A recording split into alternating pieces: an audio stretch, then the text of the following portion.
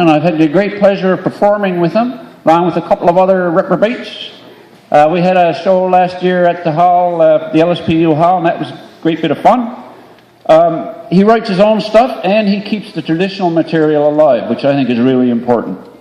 He's my fellow recitationist and the pride of Arnold's Cove on the shore of that far greater bay.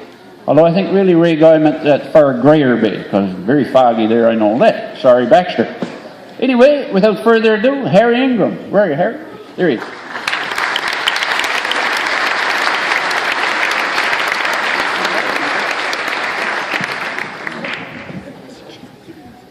I'm not so tall as you, Dave.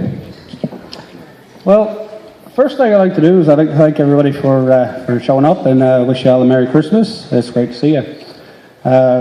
When I was asked to do this first, I had no idea what piece I was going to do, so I decided to write one actually, and might be kind of a bold thing to do, but for the very first time I'll be performing it here tonight, or today.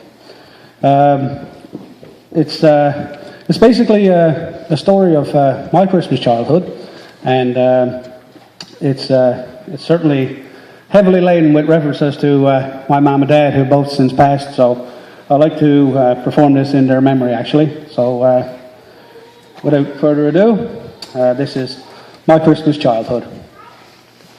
I tried so hard to get to sleep. I tried counting sheep, because that was the thing to do, but nothing. Then I tried to create visions of sugar plums dancing in my head like the storybook says. That didn't work either. I was so wound up, but my body was so tired. But there were so many thoughts of what the morning would bring. A bike? No, it was winter. And besides, that was too big of a gift for Santa to bring. Maybe a board game, or Superman action figure, or, oh my, I'm never going to get to sleep, I thought. And with that, I dozed off for what seemed like about a minute, and then I sprung to my feet, only to realise it was still dark, 3 a.m. My journey back to dreamland had begun all over again. But to be honest, I didn't really get much sleep between that and daylight. And then, as the sun kissed the morning sky, I knew it was finally here. Merry Christmas.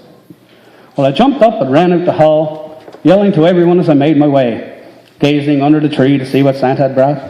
Oh yes, a Monopoly game, and my own toolkit.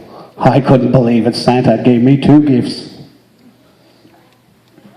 Then I spied my stocking, one of Dad's old wool socks, blocked full of chocolate and fruit. Yes, that was the way it was. Oh boy, this is really Christmas.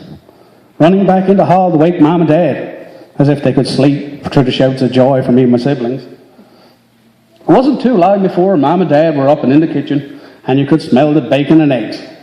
Oh yes, what a rare treat. Well, not really the eggs, but we only had bacon a couple of times a year, Christmas and Easter.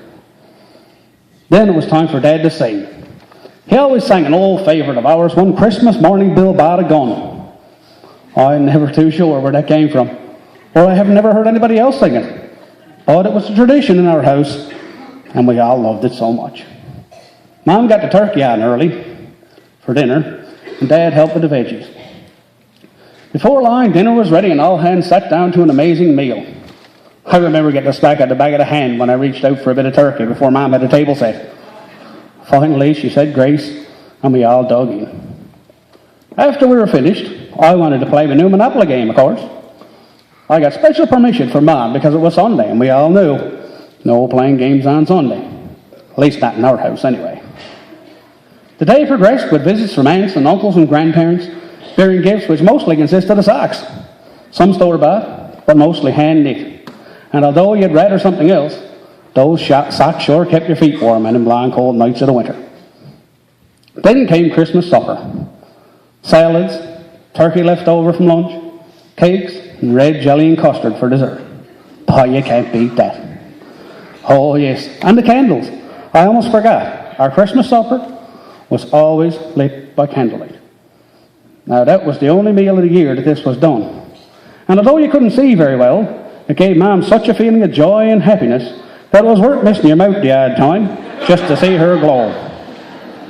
Oh yes, full of turkey and contentment, we sat back and waited for the day to close. Watched a few Christmas shows on the old 13-inch black and white television. Then off to bed. Yes, this was a good one, all right. All tired out from a long day of excitement. Just 364 more days and it all happens again. Merry Christmas, everyone. Okay.